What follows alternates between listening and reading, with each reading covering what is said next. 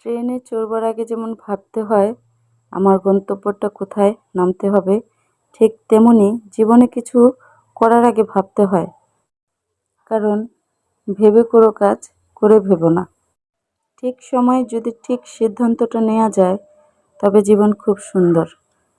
জীবনে যাই করুন আর না করুন এতটুকু অন্তত ভেবেচিন্তে করুন যেন আমার দ্বারা অন্য কারো ক্ষতি না হয়।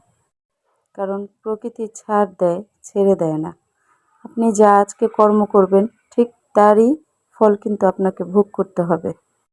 তাই নিজে সচেতন থাকুন আর অন্যকে সচেতন করা থেকে বিরত থাকুন। আপনি নিজে ভালো থাকুন, আপনাকে দেখে আপনার আশপাশের ১০ জন অবশ্যই পরিবর্তন হবে। যে পরিবর্তন হবার সে এমনিই হবে। আপনি চাইলেও কাউকে পরিবর্তন করতে পারবেন না, এটাই বাস্তব। চিন্তা ভাবনায় সুন্দর থাকুন, দেখবেন প্রকৃতির সবাইকেই সুন্দর লাগবে। কারণ আমরা আয়নায় নিজের চেহারা দেখতে পাই, না।